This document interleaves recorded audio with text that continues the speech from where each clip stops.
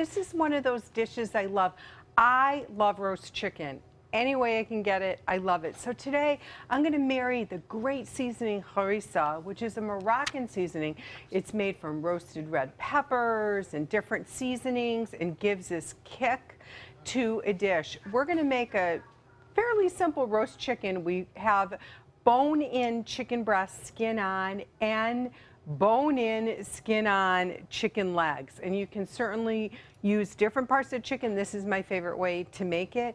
It's going to be such great flavor with a little yogurt or sour cream sauce at the end and some arugula. Stay tuned. You're going to love it, and you'll even turn your oven on for this recipe. So let's get right into this and talk about the chicken. Now, I'm gonna grab some gloves in just a moment, but what I'm gonna basically do is just put a little olive oil on the bottom or spray a big bowl or a big deep casserole pan with a little olive oil.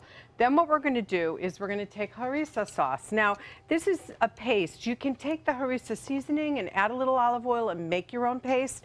I happen to find this. It's by Saffron Road. It's a brand I use a lot, and it has this simmering sauce in it. So I still need to work with that a little bit, but it's a good base to start.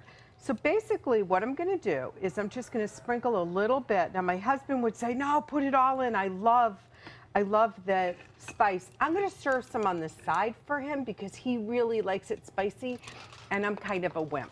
So then we're gonna take just a pinch of lemon juice that I've already squeezed, and I'll show you later where you can get some great lemon juice if you just don't wanna sit there and squeeze. A lot of people with arthritis, that's a problem, so we can get it in the bottle and it's almost just as good. Salt and pepper, I want you to go real liberal on this. I believe in the recipe I said about 3 to 4 tablespoons split, so about teaspoons, about 2 teaspoons of kosher salt, just for the chicken part alone. Liberally on black pepper as well, and obviously I'm gonna put on my gloves and I'm gonna turn the chicken over and rub all this seasoning in. Now we're gonna do a pinch, just a pinch of some cumin there, and that's gonna give that flavor. It's gonna bump up that flavor a little bit. And then I'm gonna come over and gonna get a little lemon zest. And there, that's gonna go. So what we're gonna do is, between all the olive oil, and once I turn it, and the lemon juice, this is gonna basically marinate it, and it's really gonna give it some flavor. Now, while I'm using yogurt at the end or sour cream, you can even use a little yogurt, maybe about 2 or 3 tablespoons at this point as well, and rub it into the chicken, okay?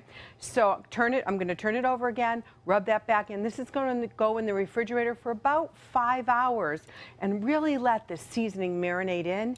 Then when we come back, it's ready to add the potatoes and start to roast. So go nowhere. Great flavors are coming up in just a few minutes. Like I said, I love roast chicken, so any way I can get it. It's not just for Sunday night suppers anymore. So I took the harissa glazed chicken. Remember, we seasoned it liberally with salt and pepper, a little bit of cumin, and then we added the roasted potatoes, a little more olive oil. Now let's get to the leeks. I've cut up 2 to 3 leeks. I love leeks, so extra for me is better. Then we're gonna add a little bit of olive oil. Now I have minced garlic that's going to be for the sour cream sauce, but I'm going to put some in here. So after the chicken has been in the oven for about 20 minutes, you just want to go ahead and put on the leeks. The thing is, the leeks are going to begin to caramelize because of the grease from the chicken skin, which isn't much when I use the term grease, but that's considered a fat, and the olive oil. So you just want to keep an eye on this. This is going to go back in the oven at 425 for about 35 minutes, but you just want to check and make sure the internal temperature is right. Now, let's save a bowl from getting dirty, and I'm going to take half a container of sour cream and the juice of a few lemons. Like I said, if you don't want to have to squeeze the lemons, this is the Key West style is really the best, and you can find it in most major grocery stores. Ironically, they usually have it over by the beverage department, so you can just pick it up there. So I'm going to stir in that lemon juice, and then I'm going to stir in some minced garlic, and yep, some more zest of lemon right into this container, and there we go.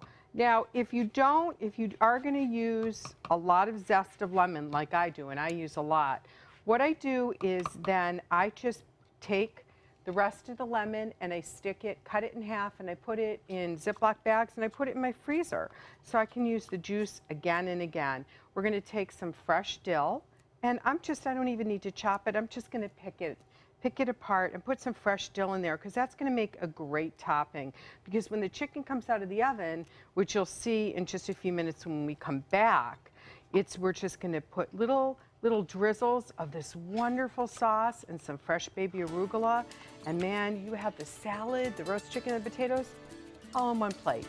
Stay with me. I'll come back for a taste in just a few minutes.